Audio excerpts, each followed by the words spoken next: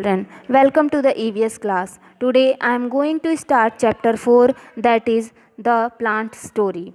I think you all have read chapter 1 to 3 and completed your homework also.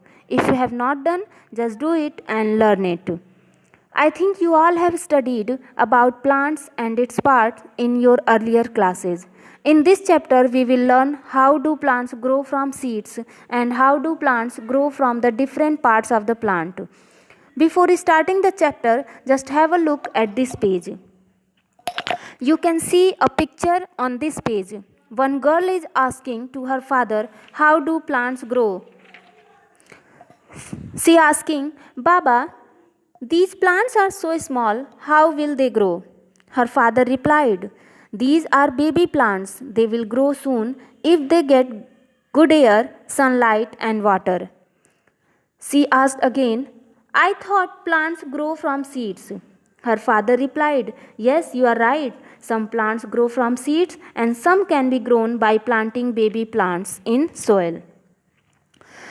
So, before starting the chapter, just have a look on the contents that we will cover in this chapter, that are structure of a seed, seed germination, growing plants from stems, growing plants from roots, growing plants from leaves, growing plants from spores, dispersal of seeds, and more about plants. So, our next topic is structure of a seed. A seed has an outer covering called the seed coat or testa.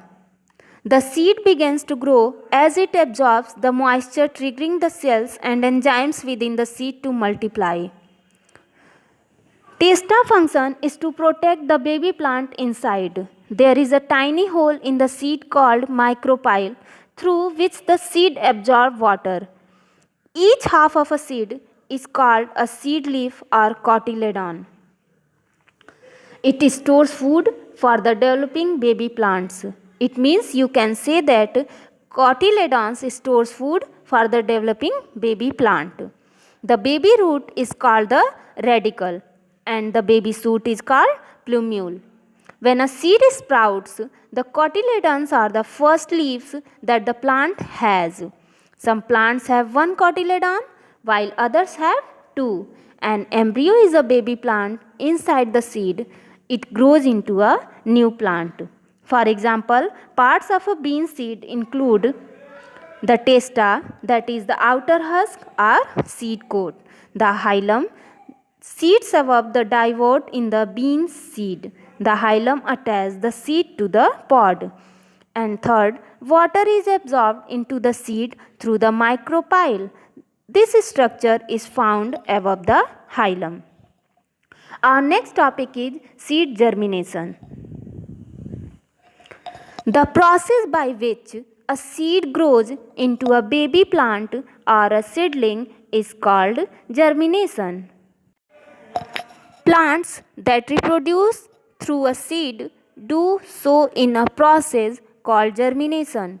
The embryo waits inside the seed until outside conditions begin to break down the seed's outer shell or testa. A seed needs water and heat to germinate. Water assists the seed in breaking the seed coat, which in some cases can be very tough. Corn and morning glory seeds have a very tough seed coat and need to be soaked into water before they are planted. When a seed sown in the soil gets sufficient warmth, air, sunlight, and water, the seed coat breaks. If seeds get the right amount of water, air, sunlight, and warmth, they produce a baby plant called seedling. Water helps to soften the seed coat and changes the food stored in the cotyledons into a soluble substance. Baby plant uses this soluble food to grow. Warmth from sunlight speeds up the growth of the baby plant and air provides it energy to sprout. Some seeds remain dormant, that is, they do not germinate until the growing conditions are suitable. When a seed sown in soil gets sufficient warmth, air, sunlight, and water, the seed coat breaks. The radicle is the first part of the embryo which comes out through the micropyle of the seed. You can see in the picture clearly. It grows further and forms the root system of the plant. As the seed germinates, the plumule grows above the ground and forms the shoot system. As the roots and the shoot grow in size, leaves grow bigger and the cotyledons shrink and eventually fall off. Cotyledons means the part of a seed that stores food for the baby plant, as I have earlier said, also known as a seed leaf. Embryo means a young plant present inside the seed. Seedling means a baby plant that grows from the seed, and dormant condition means alive but not actively growing. Our next topic is, do all plants grow from seeds? As I have earlier said that some plants grow from seeds and some plants grow from the different parts of the plant. It means the plant that grows from the different parts of the plant is known as vegetative reproduction. Vegetative reproduction is any form of asexual reproduction occurring in plants in which a new plant grows from a fragment of the parent plant or a specialized reproductive structure. Many plants naturally reproduce this way, but it can also be induced artificially.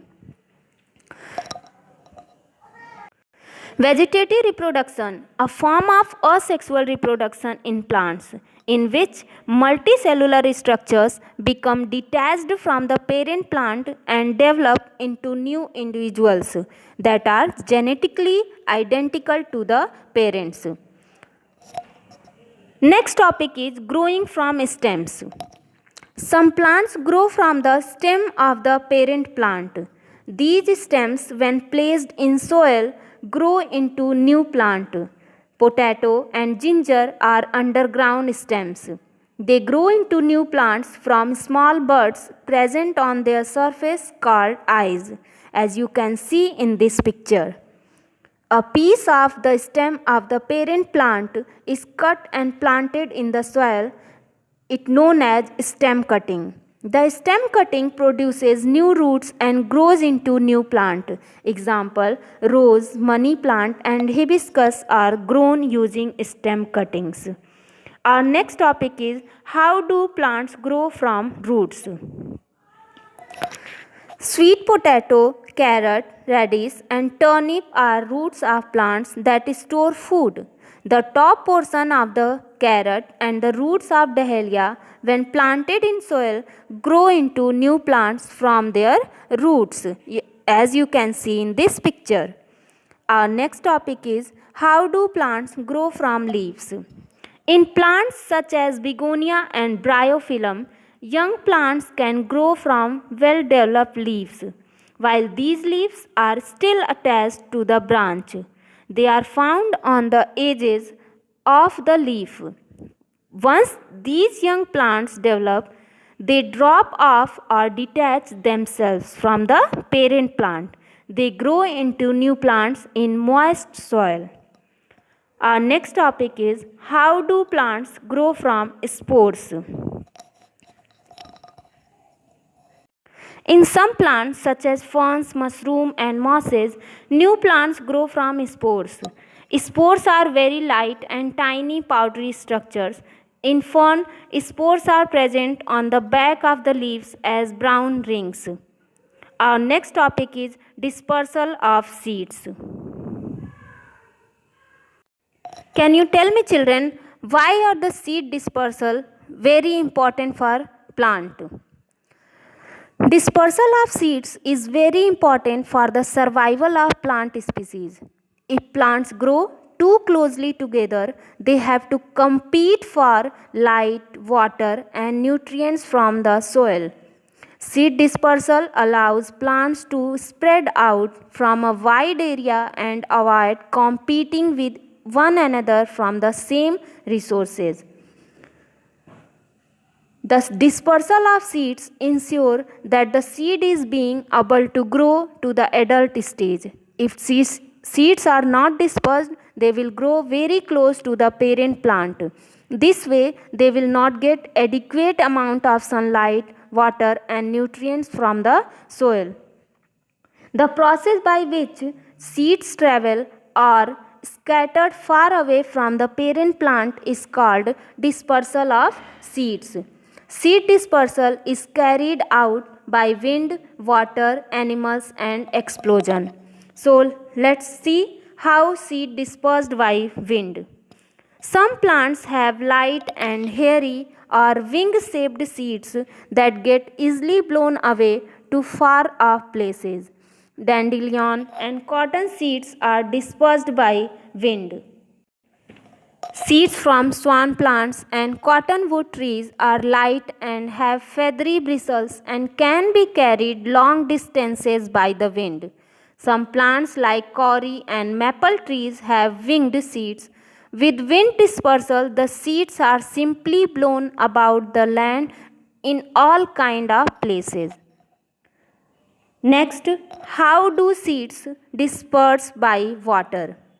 The seeds of some plants have a waterproof covering, like coconut plant. They can float on water and are carried to far off places. Coconuts have a fibrous covering that helps it to float on water. When they wash up ashore, new plants grown out of them. Seeds of the lotus plants are spongy and float on water. Water lily seeds are also designed to float.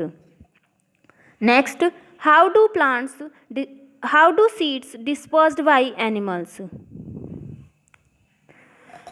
Some seeds have hook-like structures that help to cling onto animals' fur. Similarly, some seeds have sticky substances that help them stick to animals' skin. This way, the seeds are carried away from the parent plant. Fruits like mangoes, oranges, lychees, and apples are eaten by animals, birds, and humans. Their seeds are thrown away, which grows into a new plant. Many birds and animals eat fruits along with their seeds. The seeds come out of their bodies in their dropping and are scattered in different places where they grow into new plants. Seeds of cucumber, guava, and berries are dispersed by animals. Next, how do seeds dispersed by explosion? Many fruit burst with a sudden jerk. As a result, the seeds are scattered on all sides, far away from the parent plant. This mechanism of seed dispersal is called explosion. Example of plants whose seeds are dispersed by explosion. Some plants have pods that explode when ripe and shoot out the seeds. Lupins, gourds, and brooms scatter their seed in this way. When the seeds are ripe and the pod has dried, the pod bursts open and the peas and bean are scattered. Next example is balsam and castor. Our next topic is more about plants. Let us learn something more about plants. First, tea was first discovered in China. Do you know, children, the story of tea? Tea was first discovered in China, and an interesting story about the discovery of tea. Chinese deity Shennong, a healer and ruler of ancient China. One day his servant was boiling water nearby when some dry leaves of a plant fell in the boiling water. Shennong tasted the mixture and liked it. From this he discovered tea and also that it can be used as medicine. Tea was brought to India by the British, who consumed large quantities of tea. Tea shrubs require mountain soil which is rich in humus. Coffee originated in Ethiopia, that is a country in Africa. The plant was exported to other parts of the world. Coffee grows on large areas called plantation. Ripe coffee berries are picked and then dried. The seeds, also called beans, are taken out and roasted in varying temperatures. The darker the color of the coffee beans, the stronger is the coffee. It is believed that a Sufi saint, Baba Budan, introduced the coffee plant to India. He brought the seeds from a country called Yemen and grew them near his home in Mysore. The coffee producing regions of India are Karnataka, Kerala, Tamil Nadu, and some parts of Andhra Pradesh. Chilies or chili peppers originally grew in Mexico. They were brought to other parts of the world through trade. China is the world's largest producer of green chilies. Portuguese traders introduced chili to China. The chinar is a huge tree native to Greece. It is called buena in Kashmiri language. The leaves are green in summer and change in their color to a blazing yellowish brown in autumn. Emperor Akbar planted about 1,200 chinas along the banks of Dal Lake. This place is called Baghe Nasim. Emperor Jahangir planted chinar tree in Salimar Garden. These trees still exist as chinars can live for more than 300 years. They have distinct leaves that look much like the leaves of a maple tree. 4 chinar trees called Char Chinar grow in the middle of Dal Lake. These are the more about plants. I think you all have understood about the plant story. You have learned more about plants too, so it's time to do some homework. That is difficult words. First, micropyle, germination, radicle, plumule, scattered, dandelion, explosion. Write in your rough copy and learn these difficult words. Write the meanings of this difficult word also. And search the answer, that is, write the names of some nutritious seeds. Do the experiment of the process of germination by the gram seeds and write 5 points of your experience about germination. Thank you, children.